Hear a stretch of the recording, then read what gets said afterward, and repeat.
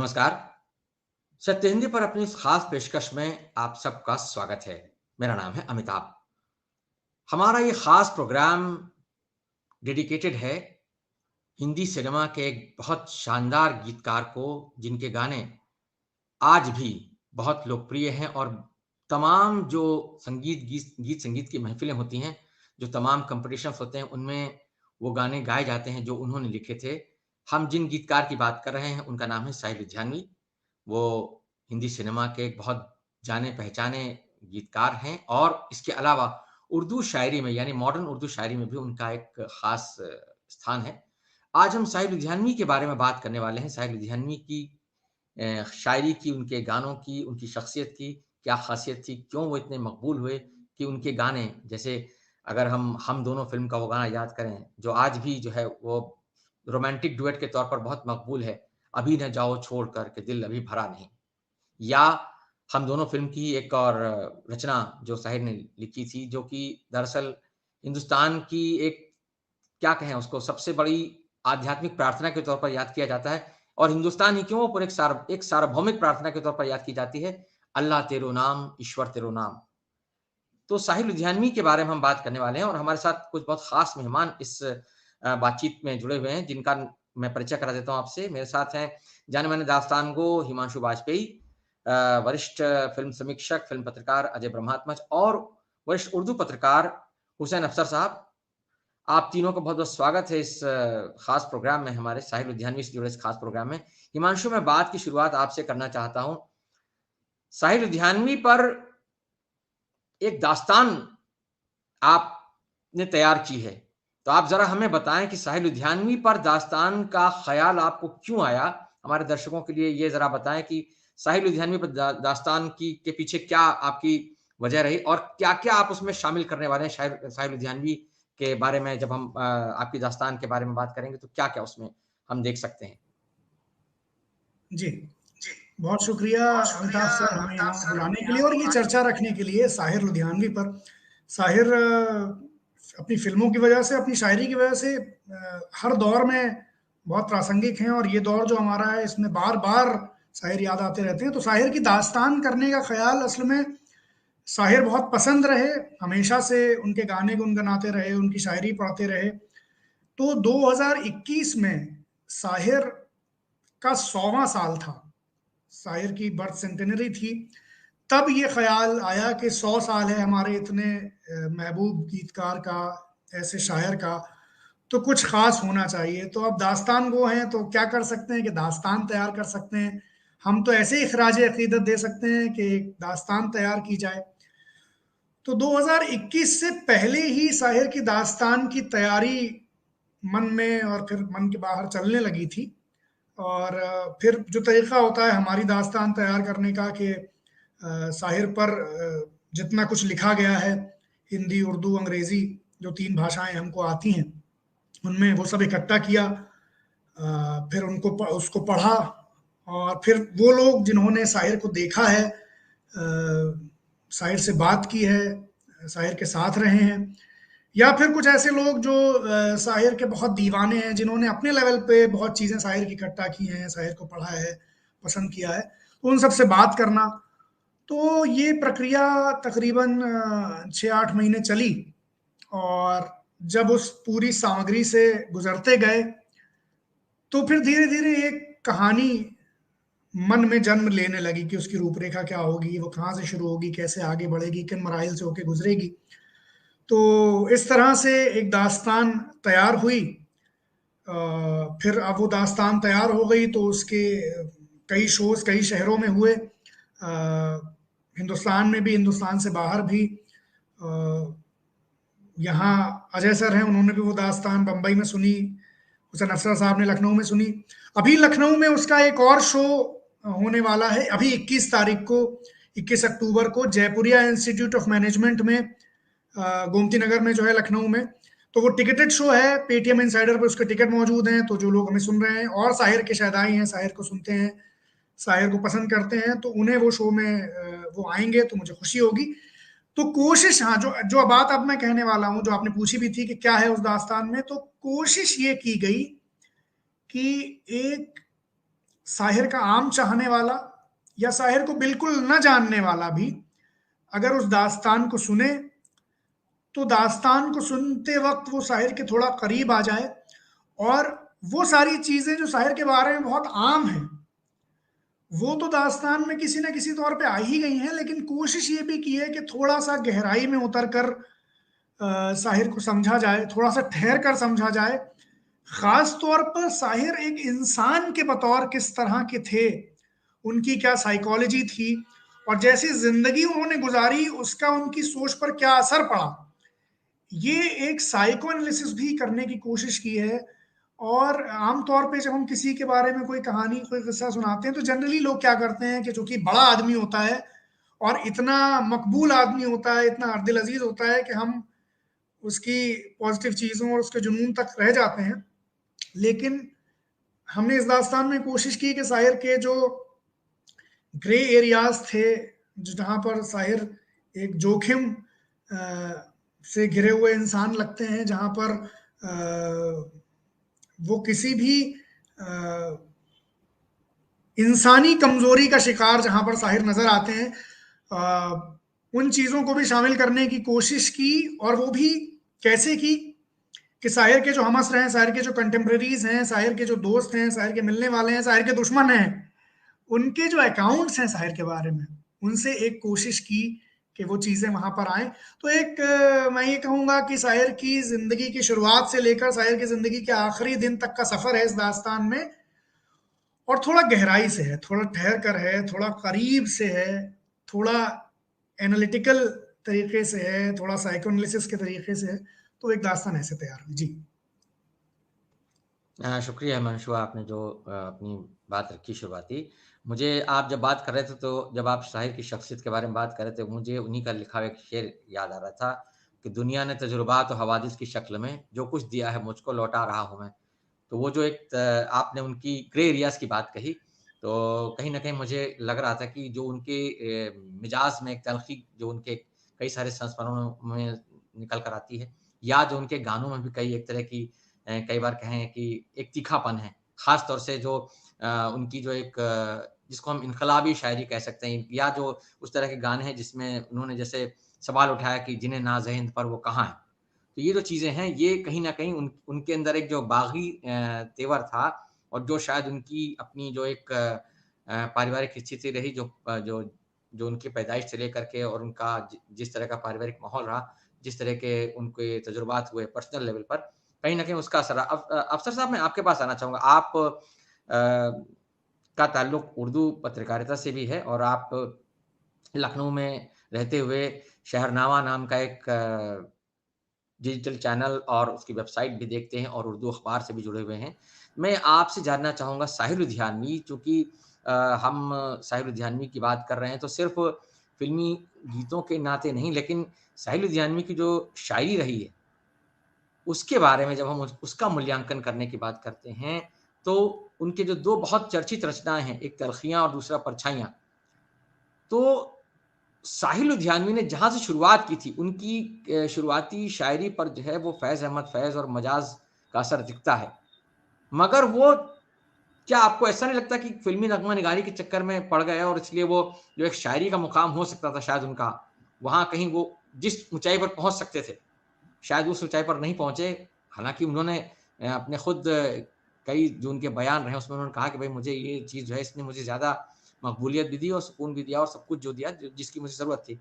लेकिन जो लोग शायरी के पैमानों पर साहिर लुधियानवी को आँकते हैं, उर्दू के आलोचक, समीक्षक, उनका शायद ये मानना है कि अगर साहिर लुधियानवी ये फ़िल्मी गानों के फेर में नहीं पड़ गए होते, तो शायद वो जिस तरह की शायरी कर रहे थे, तरक्की पसंद शायरी में शायद उनका एक बहुत ऊँचा नाम होता। आप क्या कहेंगे इस बारे में?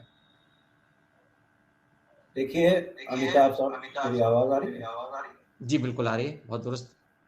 जहाँ तक उनकी मकबूलियत का सवाल है, मकबूलियत उनको उनकी शायरी से तो मिली ही, लेकिन जो शायरी का तल्ख़ व लहज़ा था उससे ज़्यादा मिली है।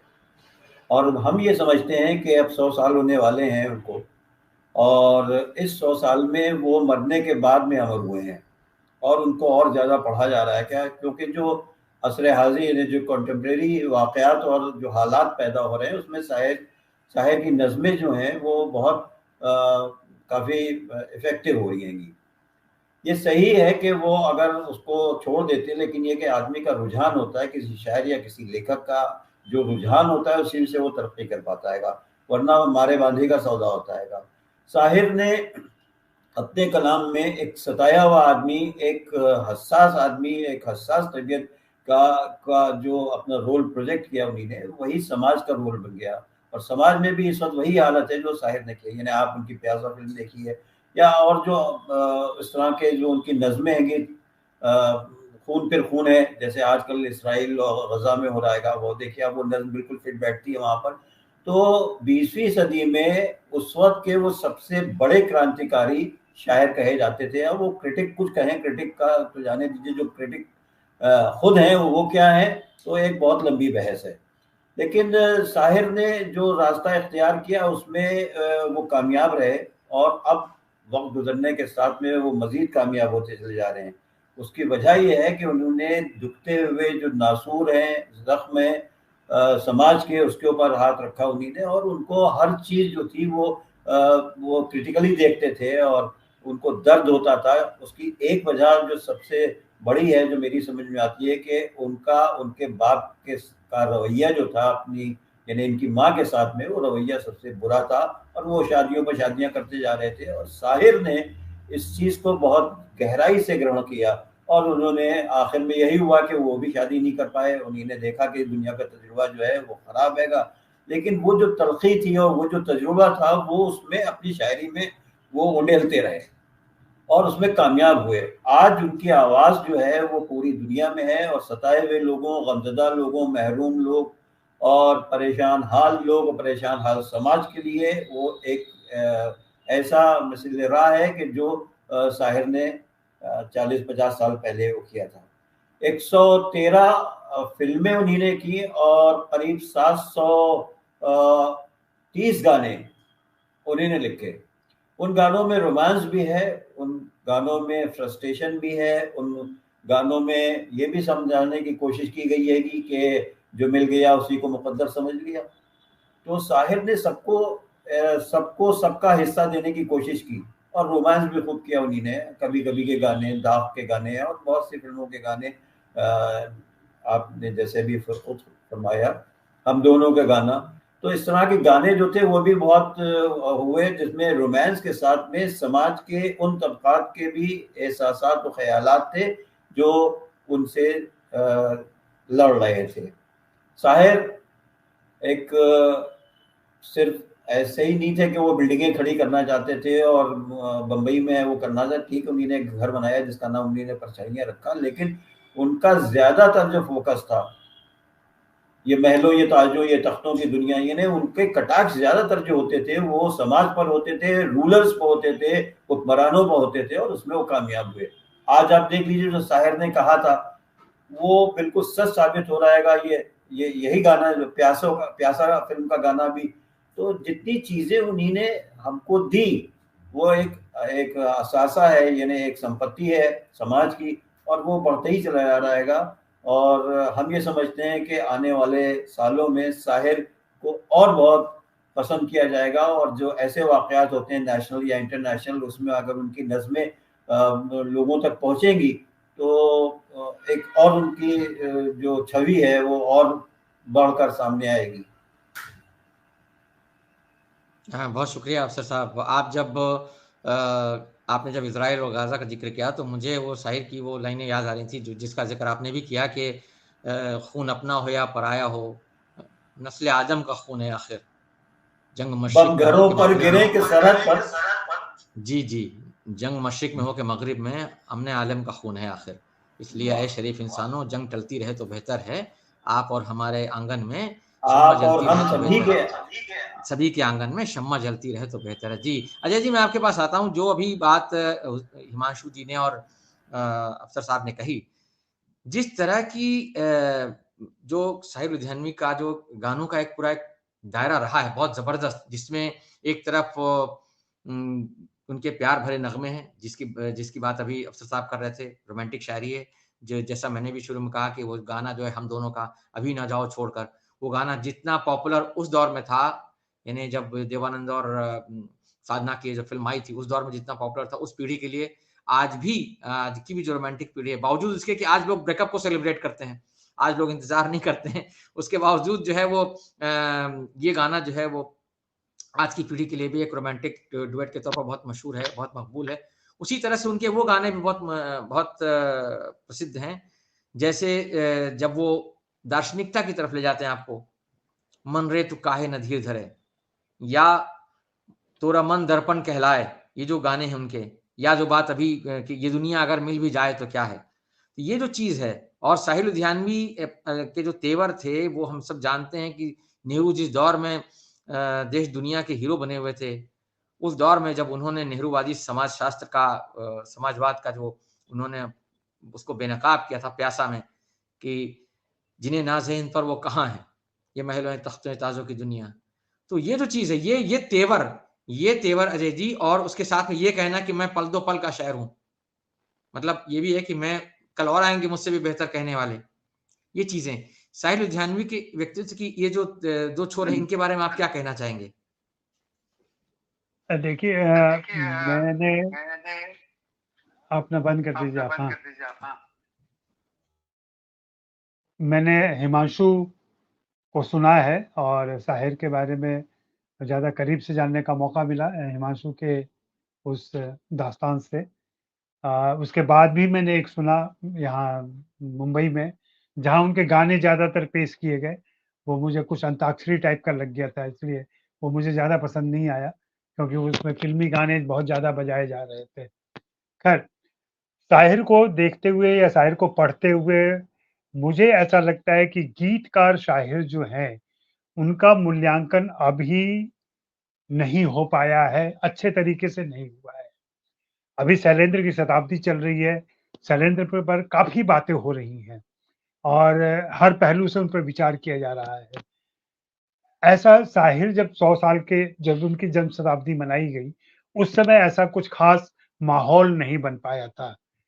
शायद वो हमारा पेंडेमिक का समय था या जो भी बात रही हो, लेकिन वो कुछ चीज़ें छूट गई और जिसकी कमी महसूस होती है कि बतौर गीतकार के अलावा बतौर शायर, और शायर से भी ज़्यादा जिस शख्सियत की बात आप कर रहे हैं हिमांशु, जो उनमें कमियाँ थी, जो उनमें खूबियाँ थी, जो पर्सनैलिटी थी उसकी। पिछले दिनों मैं नया पथ का अंक पढ़ रहा था, हिमांशु ने पढ़ा होगा। नया पथ ने बहुत अच्छे तरीके से उनको संकलित किया है। उसमें जब उनकी बहन के कुछ यादें मैं पढ़ रहा था, जो घर के हैं, जो उनकी शायद ममेरी नहीं, ममेरी बहन थी, हाँ, मामू की बेटी थी। सरवर शफी जी। हाँ, सरवर शफी का। सरवर शफी के जो यादें हैं, जो संस्मरण उसको पढ़ी है, तो वहाँ शाहिर एक बिल्कुल पारिवारिक, भाई, पापा जो भी कह लें, एक ऐसा शख्स नज़र आता है जो पूरे परिवार की देखभाल करने के लिए और अपने तय अपनी जो भी कमा रहे हैं, जो भी खर्च कर रहे हैं उनके ऊपर, वैसा नज़र, वो वाले व्यक्तित्व भी मुझे लगता है कि आना चाहिए। वो व्यक्तित्व हिमांशु में भी मुझे उतना नहीं दिखा था उस बार जो सुना था। हालाँकि हिमांशु का सुना है मैंने कि वो कुछ जोड़ते जा रहे हैं उसमें और कुछ छाँटते भी जा रहे हैं। मैं लखनऊ में नहीं हूँ, उनको सुन नहीं पाऊँगा, लेकिन कल को अगर वो वीडियो में आया तो ज़रूर सुनूँगा, उनको देखूँगा। तो मेरी एक ही कमी, एक ही दिक्कत लगती है कि शाहिर की गीतकारी जो है, जो उन्होंने लिखे हैं गीत, उन गीतों को सही परिप्रेक्ष्य में कब मूल्यांकन किया जाएगा, और उनको चुके हुए गीतकार थे इसलिए शायर कमज़ोर हो गए या उनकी शायरी गीतों में नहीं आ पाई, इस तरीके की बातें करने वाले बहुत सारे लोग होंगे। हम सभी जानते हैं कि फ़िल्मी गीत कुछ हद तक सिचुएशनल होते हैं, जहाँ पे डायरेक्टर या एक्टर कुछ चाहता है, उसके हिसाब से शायर को लिखना पड़ता है, गीतकार को लिखना पड़ता है। लेकिन जो लोग मकबूल शायर रहे हैं, उनके शायरी में, उनके गीतों में भी आप देखेंगे, चाहे वो मजरू साहब रहे हों, यहाँ तक कि निदा फाज़ली भी रहे हों या दूसरे लोग रहे हैं, इन्होंने अपनी शायरी और या नज़्में जो कही हैं, उनको भी गीतों में ले आए हैं। खुद शाहिर साहब ने भी कई बार ऐसा किया है। इसके अलावा जो शायरी से अलग, जो सिर्फ़ फ़िल्मों के लिए लिखा है, अगर आप मूल्यांकन कर रहे हैं तो उन दोनों के मेयार को देखिए कि जो शायरी से उनके गीतों में आई हैं चीज़ें और जो शुद्ध रूप से गीत ही लिखे गए हैं, वो क्या उनमें कोई बहुत बड़ा फर्क है या कहीं क्वालिटी गिरी है या कुछ और हुआ है? मुझे नहीं लगता है कि ऐसा कुछ भी है।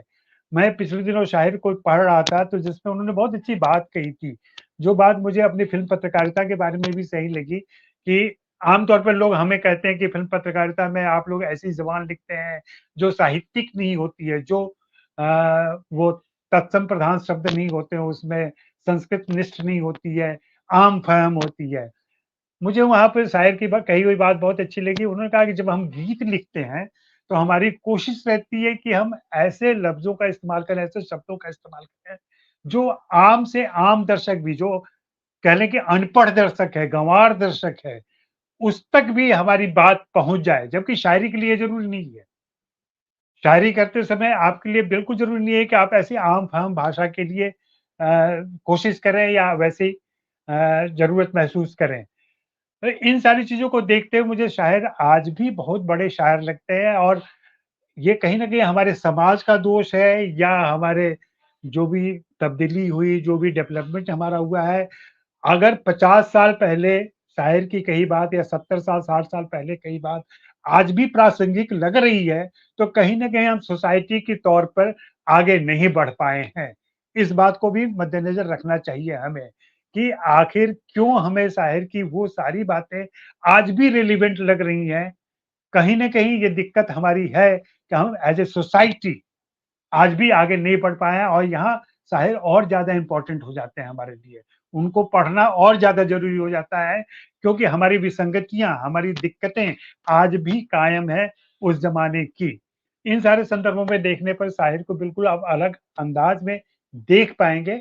बाकी जो कमियों की बात हिमांशु ने की है या दास्तान में भी आया है या निदा साहब के हवाले से या दूसरों के हवाले से ये चीज़ें नज़र आती हैं कभी-कभी। मुझे लगता है कि वो बहुत छोटा पहलू होता है कि एक शायर या एक कोई बड़ी शख्सियत, कोई गीतकार अपनी छोटी हरकतों में कहीं छोटा नज़र आए, तो हम उसी को बड़ा करके दिखाएँ, उसी को मैग्नीफाइंग ग्लास से उसके व्यक्तित्व को के तौर पे स्थापित करें, उससे हमें लगता है कि बचना चाहिए थोड़ा-सा। जी। धन्यवाद अजय जी।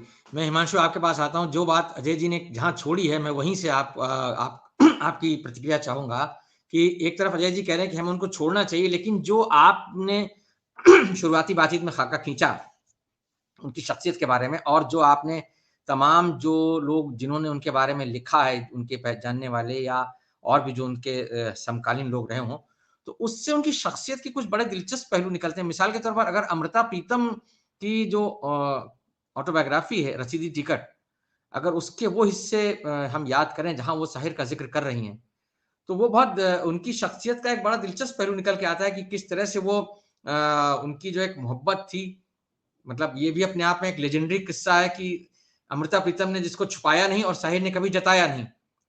तो ये अपने आप में एक बहुत बहुत बड़ी बात है और किस तरीके से अमृता प्रीतम ने उसको लिखा है कि वो आते थे, वहाँ बैठे रहते थे, घंटों सिगरेट फूँकते रहते थे और सिगरेट फूँक करके फिर चले जाते थे। बाद में वो उन सिगरेट के टुकड़ों को जमा करके वो अपने अंदाज में उसका इस्तेमाल करती थीं और उन्होंने बहुत बड़े उसमें लिखा है कि साहिर लुधियानवी को शायद इस बात का कॉम्प्लेक्स था कि वो दिखने में बहुत अच्छे नहीं हैं, क्योंकि उन्होंने एक बड़ा दिलचस्प वाकया शेयर किया है अमृता प्रीतम ने कि भई उन्होंने बताया कि साहब जब वो माँ बनने वाली थी तो उनके दिमाग में था कि जिसका जिसका ख्याल किया जाता है बच्चे की शक्ल कुछ उस तरह की होती तो वो साहिर के बारे में सोचती रहती थी और जब उन्होंने साहिर को खुद ये बात बताई हँसते हुए तो साहिर ने कहा वेरी पुअर टेस्ट, यानी अपने बारे में कहा कि बहुत खराब टेस्ट है आपका। यानी तो ये जो एक था उनको लगता था और उन्होंने लिखा भी है कि उनको शायद ऐसा लगता था साहिर लुधियानवी को कि वो बहुत अच्छे नहीं दिखते हैं।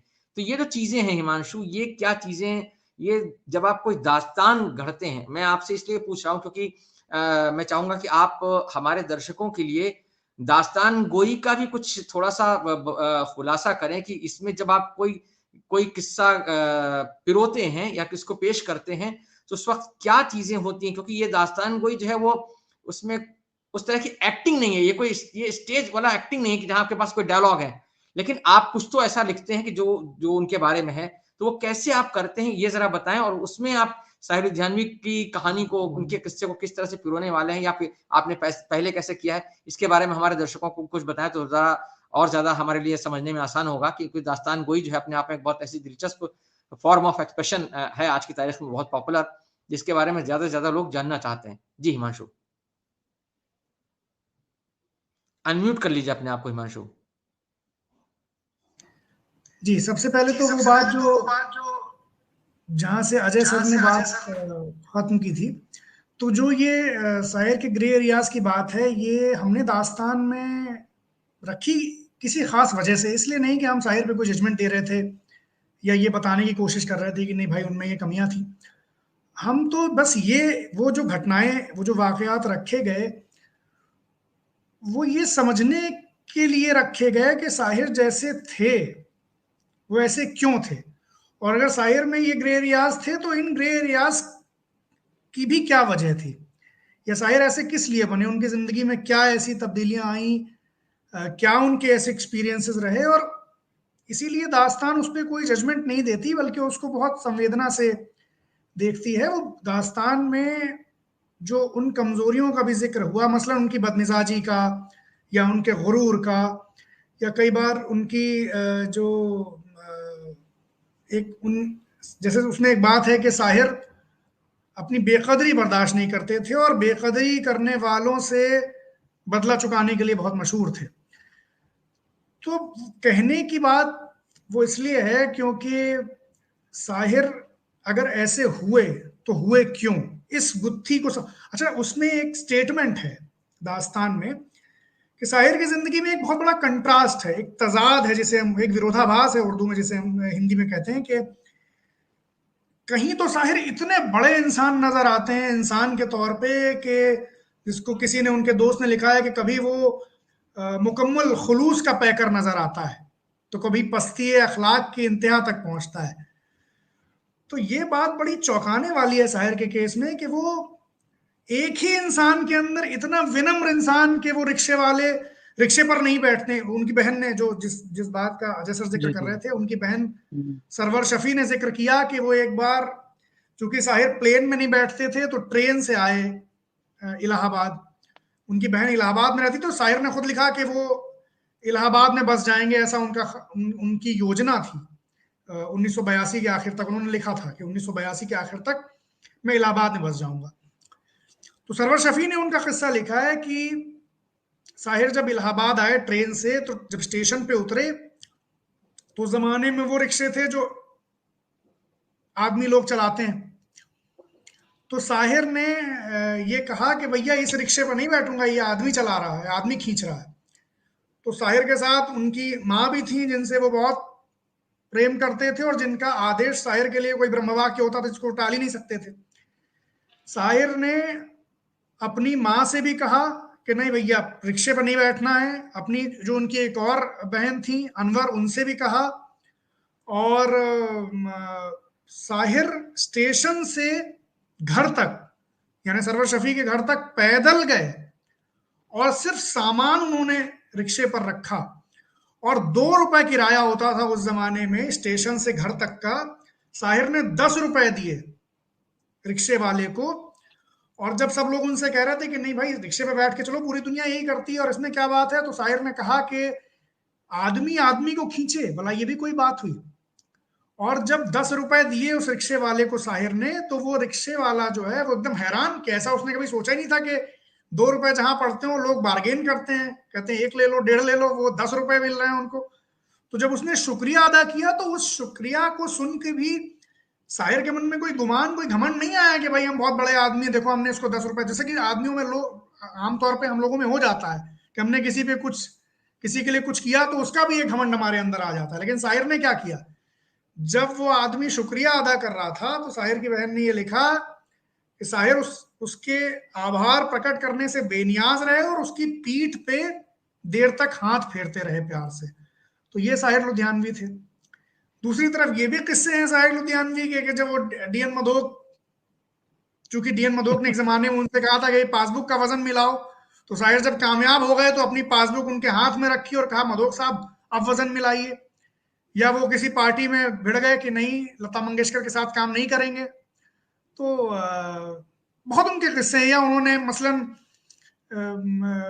जानिसार के साथ जो उनका रिश्ता था, जो निदा साहब ने भी जिस पे बहुत लिखा, या खुद निदा साहब ने जो लिखा कि किसी उनके दोस्त ने उनके बारे में कहा कि यार तुम्हारा शायरी में बहुत बड़ा नाम हो गया, फिल्मी दुनिया में बड़ा नाम हो गया, शायरी में तुम कहाँ हो, शराब के नशे में कह दिया। तो साहिर ने घर से निकाल दिया कि भाई तुम भागो, हमारा खाना खा रहे हो, हमी को तुम छोटा कर रहे हो। तो ये जो बात है, ये जो दो विपरीत ध्रुव हैं, ये असल में हर इंसान के अंदर होते हैं, जिसको हम कई बार मुनाफकत कह लेते हैं, कई बार इसको हम दो रंगी कह लेते हैं, कई बार अलग अलग सिचुएशन में अलग अलग तरीके से पेश आना कह लेते हैं। लेकिन ये हम हर एक इंसान के बतौर ऐसी खाइयां, ऐसे शिगाफ हम सब में होते हैं। और ये साहिर को जब ये वाकये जब हम सुनाते हैं तो बेसिकली हम इसकी एनालिसिस भी करने की कोशिश करते हैं कि साहिर ऐसे थे क्यों। तो साहिर जिस जिंदगी को जी रहे थे, जिस समाज में सांस ले रहे थे, जिस फिल्मी दुनिया में वो थे, और स्ट्रगल के पीरियड में उनके साथ जैसा सुलूक किया गया था और जैसा बचपन उन्होंने गुजारा था, जैसा कठिन, जैसी दुश्वारियां उनको थी, तो जाहिर सी बात है कि वो अपने हालात की तर्जुमानी करते थे। और इसीलिए वो शायर कहता था कि दुनिया ने तजुर्बात और हवादिस की शक्ल में जो कुछ मुझे दिया है वो लौटा रहा हूं मैं, या हम गमजदा हैं लाएं कहां से खुशी के गीत, देंगे वही जो पाएंगे इस जिंदगी से हम। या वो कहते थे अभी ना छेड़ मोहब्बत के गीत है मुतरिब, अभी हयात का माहौल खुशगवार नहीं। तो हर इंसान क्या है, बेसिकली अपनी एक्सपीरियंसेस का एक मुजस्समा है। तो वो बात साहिर के लिए भी थी, और इसीलिए वो कोशिश वो बात दास्तान में इसलिए नहीं की गई कि साहिर अपने नगमों में इतने बड़े हैं कि ये बातें उनकी कहानी को और इंसानी बनाती हैं, और जिसको कहते हैं ना, जिसको और हकीकत के करीब लाती हैं, और इसीलिए वो इतना दिलचस्प लगती है। और उस दास्तान में एक लाइन है जो मैंने खुद ही लिखी कि इंसान को इंसान होने के लिए हमेशा माफ कर देना चाहिए। तो वो एक जवाब भी है साहिर के उस पूरे उस शख्सियत का, जिसमें साहिर कई बार बड़े बदमिजाज, बड़े अधीर उस तरह से नजर आते हैं, लेकिन साहिर की अपनी एक कहानी है जो बड़ी दिलचस्प है। और वो किस्से की आपने बात की कि कुछ किस्से आपने कहा कि मैं सुनाऊं, मैं आपको एक किस्सा सुनाता हूँ। साहिर के लतीफ़े बड़े मशहूर हुए, मजाज के लतीफ़े उर्दू में सबसे ज़्यादा मशहूर हुए, गालिब के लतीफ़े बहुत मशहूर हुए, लेकिन साहिर का भी जो विट था वो एक अपने आप में एक मिसाली विट था। तो मिसाल के तौर पे कि साहिर लुधियानवी को जब पद्मश्री मिल गया तो एक दिन उन्होंने जानिसार अख्तर से भी कहा कि भाई जानिसार साहब, मेरे ख्याल में अब आपको भी पद्मश्री मिल जाना चाहिए। अब जानिसार साहब हैरान कि भाई ये शख्स जो रोज नई तरह से जलील करता है आज इस कदर खूबसूरत बातें क्यों कर रहा है। तो जानिसार साहब ने ध्यान नहीं दिया। अब साहिर ने फिर कहा कि भाई जानिसार साहब, मेरे ख्याल में अब आपको भी पद्मश्री मिल जाना चाहिए। अब जानिसार साहब ने पूछा कि सब खैरियत? तो साहिर ने फरमाया कि अब मुझसे अकेले ये जिल्लत बर्दाश्त नहीं होती। तो ये साहिर थे, उनका अंदाज था। तो दास्तान में भी जो लोग सुनेंगे, 21 तारीख को शो है जो लखनऊ में, मैं सबसे ये अपील करता हूं कि आए, क्योंकि हम अपने उस गीतकार को, जो बात अजय सर ने कही वो बहुत बड़ी बात है, बहुत अहम बात है कि साहिर के गीतों का उस तरह से मूल्यांकन अभी नहीं हो पाया। ये बात मुझे भी लगती है, क्योंकि अगर हम उनका मूल्यांकन सही तरह से कर पाए होते तो उस मूल्यांकन का भी ये फर्क पड़ा होता कि हमारे यहाँ अब आधुनिक दौर में इस वक्त फिल्मी गीतकारों की और फिल्मी गीतों की इतनी दुर्गति नहीं होती। वो साहिर थे जिन्होंने फिल्मी गीतकारों को और फिल्मी गीतों को उनका मकाम, उनकी प्रतिष्ठा, उनका वकार दिलवाया, जिसके लिए लड़ाई लड़ी कि बाकायदा फिल्म की पब्लिसिटी में गीतकार का नाम आए, रेडियो पर नाम पुकारा जाए, पैसे ठीक मिले, पोस्टर पर नाम आए, ये सारी चीजें। अब क्या है, अब तो गाना फिल्मों में कहानी का हिस्सा तो होता नहीं है, बैकग्राउंड में बजता है। और इसीलिए गीतकार कोई भी हो जाता है। मतलब मेरा ये समझना है कि अगर डायरेक्टर कोई भी नहीं हो सकता, अगर म्यूजिक डायरेक्टर कोई भी नहीं हो सकता, अगर सिंगर कोई भी नहीं हो सकता, तो गीतकार पे हम कैसे उम्मीद करते हैं कि कोई भी गीत लेखन एक डिसिप्लिन है ना, वो एक शास्त्र है उसका, एक विद्या है उसकी। तो जो उसका विशेषज्ञ है वही गीत लिख सकता है। लेकिन अगर हमने साहिर का मूल्यांकन किया होता ठीक से, साहिर के गीतों का, तो हमने ये भी समझा होता कि गीत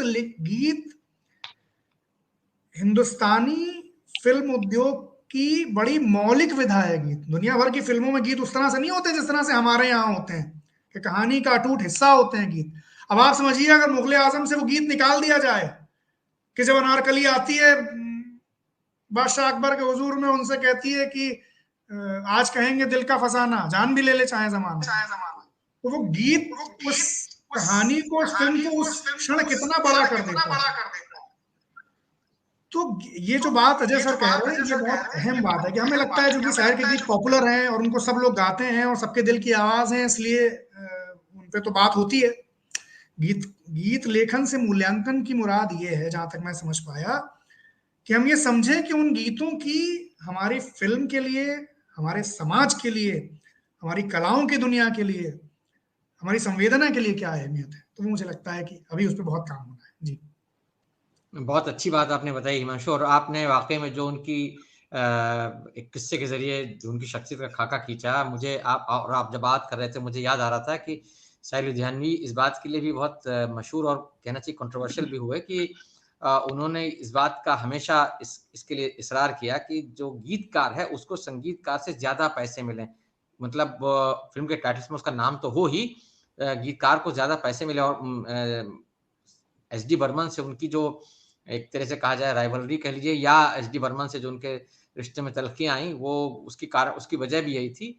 ऐसा कहा जाता है कि प्यासा फिल्म में जब दोनों ने साथ काम किया और जिस तरह का लेजेंडरी काम हुआ, यानी गाने और म्यूजिक दोनों, तो उसके बाद उसके जो क्रेडिट का मसला था उसमें शाहिर का अपना जो एक कहना चाहिए एरोगेंस कह लीजिए या जो भी कह लीजिए, वो आड़े आया और उसके बाद फिर उन दोनों ने कभी साथ काम नहीं किया। ये जो आपने बात बताई, मुझे याद आ रहा है कि उनका एक और किस्सा था कि फिर सुबह होगी फिल्म के लिए जब जी बिल्कुल संगीतकार का चयन होना था, तो उन्होंने कहा कि फिल्म का संगीत उसी आदमी को देना चाहिए, वही आदमी दे जिसने कि क्राइम एंड पनिशमेंट नॉवेल पढ़ा हो, जिस पर वो फिल्म बेस्ड नहीं, छूट गया किस्सा। और वो खयाम की एंट्री फिर वहीं इसी वजह से हुई, खयाम की एंट्री, क्योंकि खयाम जो है वो उन्होंने पढ़ा हुआ था शायद ये नॉवेल। इस तरह का किस्सा मैंने कुछ सुना है। जी, आप कुछ कहना सही है, मैं बताता हूँ। जी बताएं। वो सिर्फ ये बात नहीं कि सिर्फ पढ़ा हो, वो अजीबोगरीब शर्त थी। शाहिर ने कहा कि फिल्म का संगीत वही देगा जिसने क्राइम एंड पनिशमेंट न सिर्फ पढ़ा हो बल्कि समझा भी हो। पढ़ने की बात होती तो कोई भी पढ़ लेता लेकिन समझा भी हो। तो वो शाहिर का कद ये था कि राज कपूर थे फिल्म में। अब शंकर जयकिशन के अलावा उनको कोई दिखता नहीं था कि सबसे, और शंकर जयकिशन उस जमाने में सबसे बड़े संगीतकार, लेकिन शाहिर का रुतबा ये था और उनकी बात का वजन ये था कि जब उन्होंने शर्त लगाई तो राज कपूर को शंकर जयकिशन को हटाना पड़ा और फिर खयाम को लाना पड़ा, क्योंकि खयाम से बाकायदा बातचीत की गई। और फिर जब शाहिर मुतमईन हो गया कि हाँ इन्होंने सिर्फ पढ़ाई नहीं है बल्कि समझा भी है, तो जब शाहिर ने अप्रूव किया तो खयाम को लाया गया। ये है किस्सा, ना सिर्फ पढ़ा हो बल्कि समझा भी। जी बिल्कुल, बहुत एक अच्छा किस्सा और है, छोटा सा है। जी बिल्कुल बताएं। 1969 में गालिब की वफात के 100 साल पूरे हुए, तो उसको लेके बहुत बड़ा जश्न हुआ दिल्ली में। जैसा कि होता है कि भाई जश्न हुआ, एक मुशायरा हुआ, तो उसमें तमाम सरकारी लोग और सूचना प्रसारण मंत्री और प्रधानमंत्री और ये और वो और सब बड़े बड़े लोग और अफसर। तभी आप देखिए सरकारी इवेंट्स को, कि हम भी जब सरकारी इवेंट्स में जाते हैं तो बहुत सारी, वो जो अफसर होता है वो बहुत डरा हुआ होता है कि भाई ये ना बोल देना, ये ना बोल देना, ये शब्द ना बोलना, थोड़ा ये थोड़ा वो। और उसमें बहुत सारे कलाकार, और अभी आप देखिए कि बहुत सारे कलाकारों को इसलिए रोक भी दिया जाता है और उनको बड़ा डर भी लगता है, वो खुद ही से खुद को सेंसर कर लेते हैं। शाहिर ने इतने बड़े बड़े लोगों की मौजूदगी में वो नज्म पढ़ी, अपनी मशहूर नज्म, जिसमें उन्होंने कहा कि जिस अहद सियासत ने ये जिंदा जबां कुचली, उस अहद सियासत को मरहूमों का गम क्यों है। गालिब जिसे कहते हैं उर्दू ही का शायर था, तो उर्दू पे सितम ढाके गालिब पे करम क्यों है। ये जो आप कर रहे हैं कि गालिब के 100 साल हुए, उनकी मौत को एक बड़ा जश्न होगा और गालिब के मजार का सौंदर्यीकरण होगा, ये सब तो आप कर रहे हैं, लेकिन गालिब जिस जबान का शायर था उसके लिए आप क्या कर रहे हैं। तो ये किसी के रूबरू पढ़ना उन लोगों के जो इस हालत के लिए जिम्मेदार हैं, ये सिर्फ साहिर कर सकते थे। और ये उसी शख्सियत से आ सकता था, यानी वैसी कोई शख्सियत ही इतनी हिम्मत ला सकती है कि वो इतने बड़े बड़े लोगों के सामने आईना दिखा पाए और बेबाक होके बिना डरे। तो साहिर ऐसे थे और इसीलिए साहिर को हम आज यहाँ याद कर रहे हैं जी, और इसीलिए उनकी दास्तान। जी, बहुत बहुत दिलचस्प आपने बात बताई, और वाकई में ये उनकी शख्सियत की एक और झलक हमको देती है। जो लोग साहिर लुधियानवी के गानों से परिचित हैं, जिन्हें हिंदी फिल्म संगीत में दिलचस्पी है, वो साहिर लुधियानवी के गाने सुनते हैं। उन्हें इस तरह की जानकारियों से साहिर लुधियानवी की शख्सियत के बारे में भी कुछ जानने को मिलेगा, और जाहिर बात है इससे उनकी जानकारियों में तो इजाफा हो गई, उस शख्स की काम को, उसके मिजाज को समझने में आसानी होगी। अफसर साहब, मैं आपके पास आता हूँ। आप उर्दू के पत्रकार हैं, और अभी जो बात हिमांशु ने कही, जो साहिर लुधियानवी का, जो उन्होंने कहा कि भाई उर्दू पे सितम ढाके गालिब पे करम क्यों है, तो ये जो मसला है और ये जो चीज़ है, जो बात उस वक्त उन्होंने कही 1969 में, आज हम 2023 में बैठे हैं, ये देख रहे हैं किस तरह से हमारी भाषाओं का जो के साथ जो कुछ सलूक हो रहा है, ख़ास तौर से उर्दू के बारे में अगर हम बात करें, और वहाँ पर हम अगर साहिर की जो योगदान है उर्दू शायरी में और हिंदी गीतों में, उसको जोड़ते हुए अगर हम देखें, तो आप किस तरह से कहेंगे कि हाँ, उर्दू जो है, क्या उसने, उर्दू साहित्य ने या उर्दू शायरी ने साहिर को वो जो सही उनका मकाम था वो उनको दे पाने में कामयाब रहे हैं क्या वहाँ के लोग?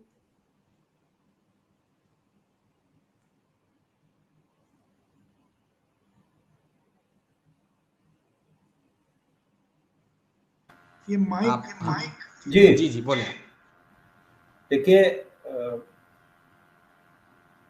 उर्दू के सहाफ़ी अदीबों की एक बहुत बड़ी फहरिस्त है, जिसमें उन्हीं ने बड़े इनकलाबात ज़ाहिर किए हैं। जंग आज़ादी में उर्दू का रोल, इनकलाब जिंदाबाद या दीगर इस तरह के जुमले शायरों ने, अजीबों ने वो किए हैं, और आज भी वो ज़बाज़द हैं, यानी लोगों की ज़बानों पर हैं। उसकी वजह यह थी कि आसान ज़बान थी, और उस वक्त उर्दू का ज़वाल शुरू नहीं हुआ था। उर्दू का ज़वाल लाने में और शुरू करने में सरकारों का हाथ रहता साबित हुआ है। साहिर इंतहाई बहादुर और बड़ी जुर्रत के इंसान थे। उन्होंने स्टेज पर न किसी नेता की फिक्र की और न किसी अधिकारी की फिक्र की, और उन्होंने वही कहा जो सच था। जाहिर है कि उनसे वही उम्मीद भी की जाती थी, और उन्होंने उसको अपनी जिम्मेदारी को निभाया बिल्कुल। अब जहाँ तक सवाल ये है कि उर्दू, आपका क्या सवाल था आखिरी हिस्सा?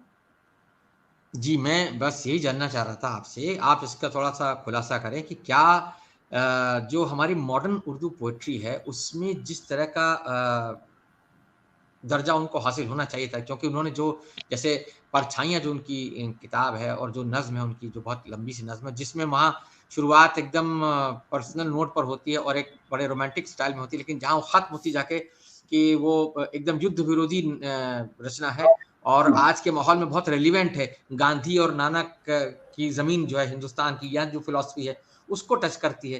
तो वो जो चीज़ है, वो एक बहुत आज के माहौल में देखा जाए तो जिस तरह का सांप्रदायिक सौहार्द और जिस तरह का युद्ध विरोधी माहौल बनाने की ज़रूरत है, उसमें बहुत रेलिवेंट लगती है वो रचना। बिल्कुल रिलेवेंट है, और उस रिलेवेंसी को जिस तरीके से अब हिमांशु पेश कर रहे हैं, क्योंकि जिस तरीके से किताबों में, फिल्मों से साहिर को समझा गया, लेखों से समझा गया, लेकिन एक अवामी स्टेज के ऊपर जिस तरह से हिमांशु ने दास्तान गोई से उनका मकाम बढ़ाया है, हमें इसमें कोई शक नहीं है कि और जो नई जनरेशन है वो उनको और मजीद मकाम देगी, बुलंदी देगी।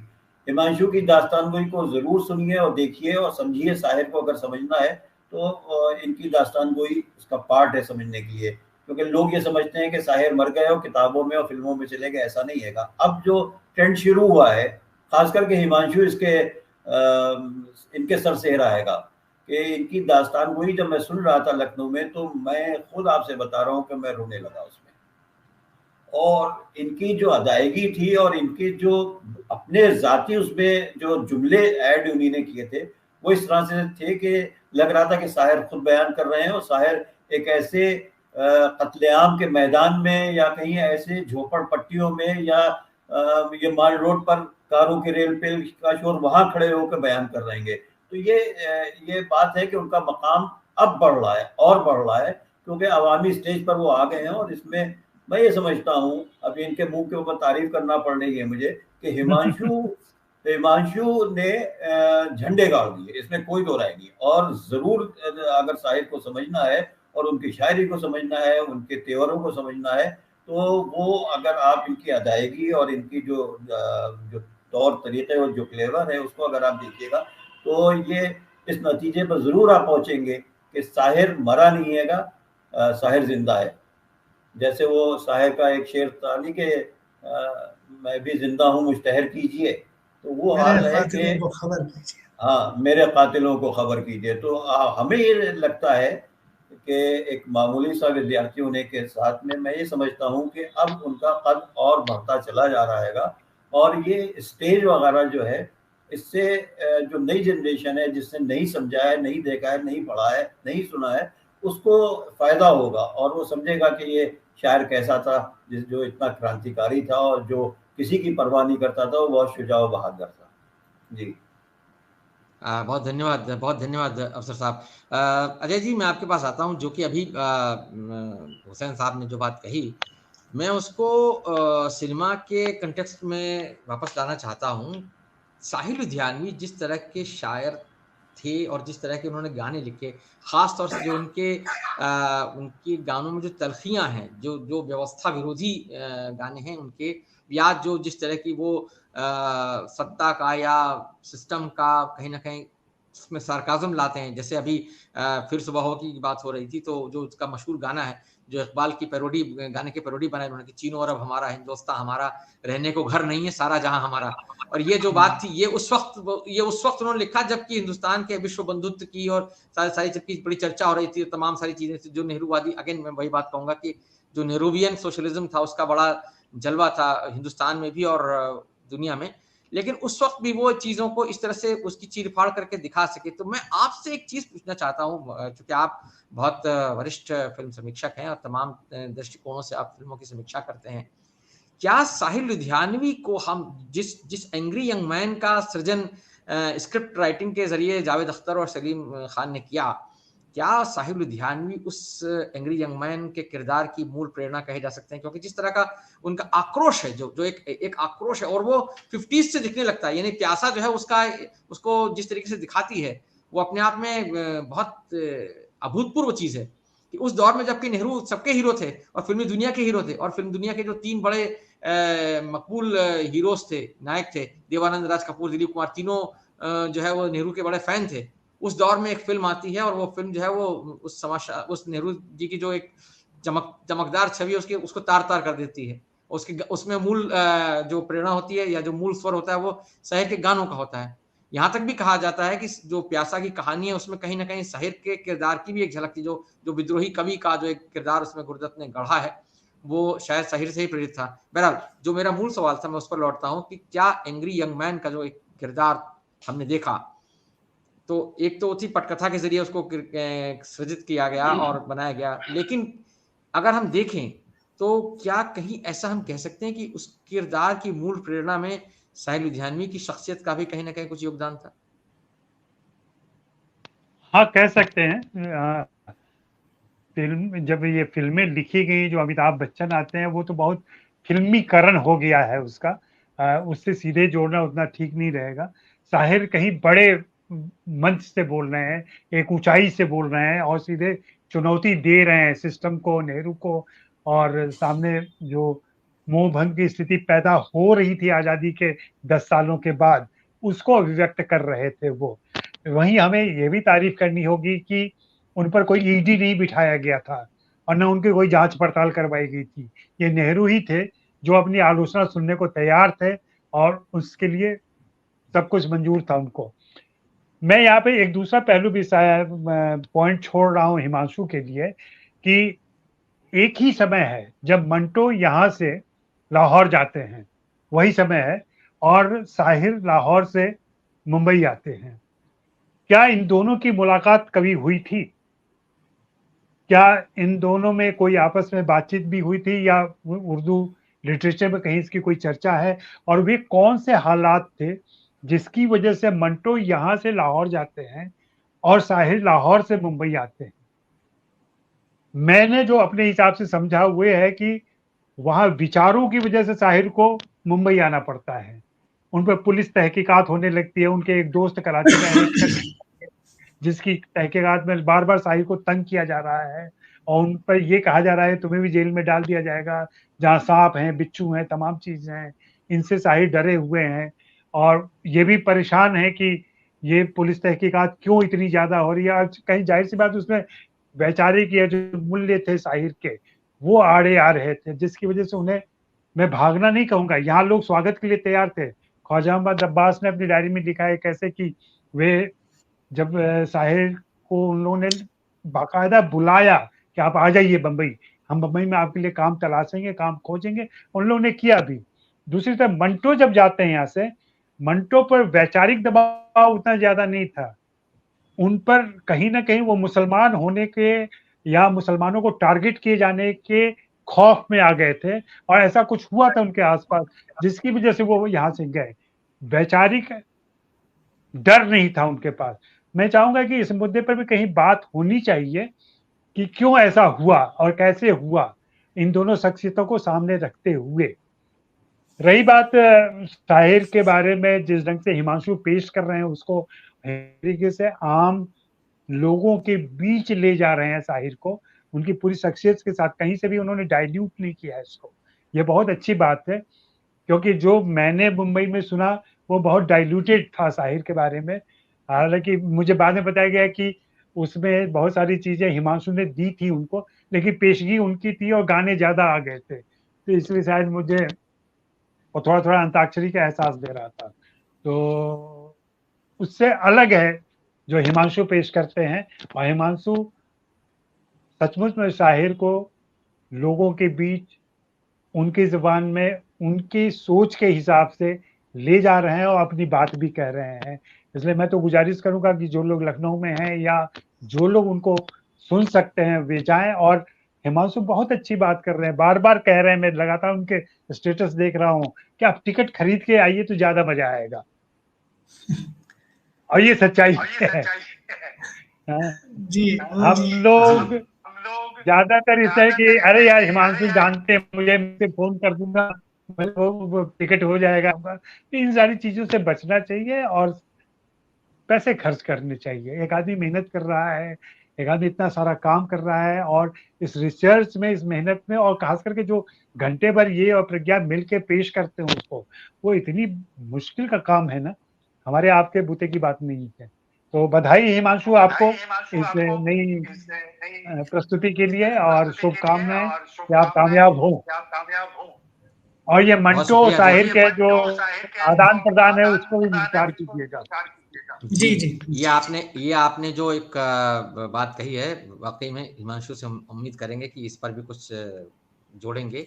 और जहाँ तक साहिर की जो दास्तान साहिर जो कि हिमांशु ने पहले पेश की है और अब करने वाले हैं, मैं जानता हूँ कि वो जिस तरह की दास्तान गोई करते हैं, मैंने भी देखा है उनको दास्तान गोई करते हुए, और वो एक अपना एक उनका अंदाज है और बहुत असर छोड़ता है वो। साहिर लुधियानवी की रिलेवेंस पर हम लोग बात कर रहे हैं, तो जाहिर है जो आज का माहौल है, हमने आलमी जंग के बारे में बात की, उस पर लिखी हुई उनकी रचनाओं के बारे में बात की। मैं आज के अपने मुल्क के माहौल के बारे में जब सोचता हूँ तो मुझे साहिर लुधियानवी का लिखा वो गाना याद आता है, धूल का फूल फिल्म का, कि तू हिंदू बनेगा ना मुसलमान बनेगा, इंसान की औलाद है इंसान बनेगा। ये जो चीज़ है ये अपने आप में आज के माहौल में, आज के हमारे जो हमारा जिस तरीके का पॉलिटिकल और सोशल माहौल चल रहा है, उसमें इस चीज़ की बार बार इसको एम्फेसाइज करने की ज़रूरत है कि लोगों में ये बात आए कि वो आपस में सांप्रदायिक सौहार्द के साथ रहना सीखें। क्योंकि कुल मिला करके सियासत जो है जिस तरीके से बांटती है लोगों को, कम से कम लोगों को समझ में आना चाहिए कि आम एक दूसरे से मिलकर रहने में ही समाज का भला है, उसी से तरक्की हो सकती है। हिमांशु, मैं आपसे चाहूँगा, क्योंकि हमारा प्रोग्राम अब ख़त्म हो रहा है लगभग, मैं आपसे चाहूँगा जो आप जिस तरीके से अभी आपकी अदायगी के बारे में अफसर साहब ने कहा और अजय जी ने कहा, मैंने वो दास्तान सुनी नहीं है, लेकिन आप आगे जो अब तक कह चुके हैं, अगर आप उसकी कुछ झलक हमें बताएँ, तो मेरे ख़्याल में कुछ लोगों को जो है वो थोड़ा और प्रेरणा मिलेगी कि हाँ, वो इस चीज़ को देख सकें या किसी भी तरीके से इससे जुड़ सकें। मैं आपके लिए छोड़ता हूँ और आपकी बात पर ही ख़त्म करूँगा कार्यक्रम को। जी, हिमांशु। जी। वो हुसैन अफजल साहब कुछ कह रहे थे, वो अपनी बात कह दें तो फिर मैं इसको खत्म कर दूँगा। जी। मैं ये कह रहा था कि साहिर की एक नज़्म है जुल्म फिर जुल्म है, तो उसके चंद शेर मैं पढ़ना चाह रहा था, अगर अमिताभ जी, साहब जी। का टाइम हो तो। जी, बिल्कुल, पढ़ें। साहिर की ये नज़्म बहुत मशहूर हुई है और इसका जवाब नहीं है, ये हर दौर में कारगर साबित होती है। जुल्म फिर जुल्म है, बढ़ता है तो मिट जाता है, खून फिर खून है, टपकेगा तो जम जाएगा। खाके सहरा पर जमे या कफे कातिल पर जमे, फर्क इंसाफ पर या पाए सलासिल पर जमे, तेगे बेदाद पर या लाश बिस्मिल पर जमे, खून फिर खून है, टपकेगा तो जम जाएगा। लाग बैठे कोई छुप छुप के कमी गाहों में, खून खुद देता है जल्लादों के मस्कन का सुराग। साजिशें लाख उड़ाती रहें जुल्मत की नकाब, लेके हर बूंद निकलती है हथेली पे चराग। और जुल्म की किस्मतें नाकारो रुसवा से कहो, जबर की हिकमत प्रकार के ईमा से कहो, महफिल मजलिस अक़वाम की लैला से कहो। खून दीवाना है, दामन पर लपक सकता है, शोले तुंद है, खिरमन पर लपक सकता है। तुमने जिस खून को मक्तल में दबाना चाहा, आज वो कूचो बाजार में आ निकला है। कहीं शोला, कहीं नारा, कहीं पत्थर बनकर खून चलता है तो रुकता नहीं संगीनों से, सर उठाता है तो दबता नहीं आईनों से। और जुल्म की बात ही क्या, जुल्म की औकात ही क्या, जुल्म बस जुल्म है आगाज से अनजान तलक। खून फिर खून है, 100 शक्ल बदल सकता है, ऐसी शक्लें कि मिटाओ तो मिटाए न बने, ऐसे शोले के बुझाओ तो बुझाए न बने, ऐसे नारे के दबाओ तो दबाए न बने। बहुत खूब। जी, हिमांशु। जी, तो मैं ये कह रहा था कि ये दास्तान 21 अक्टूबर को है लखनऊ में जयपुरिया इंस्टीट्यूट ऑफ मैनेजमेंट में। पेटीएम इनसाइडर पे इसके टिकट हैं, कुछ टिकट अभी बाकी हैं, तो अभी जो लोग देख रहे हैं इसको वो बुक कर लें। मैं आपसे ये वादा करता हूँ कि आप जब देख कर निकलेंगे दास्तान, तो आपको लगेगा कि पैसा वसूल है और बहुत चीजें आप लेकर के जाएंगे। अब मैं दास्तान जहां से शुरू होती है, मैं वो नज्म शाहिर के दोस्त थे उनकी लिखी हुई नज्म है शाहिर के बारे में कि उम्र भर उसने किया इश्क गमे दुनिया से, उसका होगा ना कोई आशिक इंसान यारों। उसकी हर नज्म में दुख दर्द है इंसानों का, उसका हर शेर है इंसान पे एहसान यारों। उसको थी कश्मकशे दैर व हरम से नफरत, उसको थी कश्मकशे दैर व हरम से नफरत, उससा हिंदू न कोई उससा मुसलमान यारों। उसके गीतों से जमाने को सवारे आओ। ये जो मूल्यांकन की बात हो रही है, शायर को सेलिब्रेट करने की बात हो रही है, तो कैसे किया जाए। उसके गीतों से जमाने को संवारे आओ, रूह साहिर को अगर करना है शादा यारों, रूह साहिर को अगर करना है शादा यारों।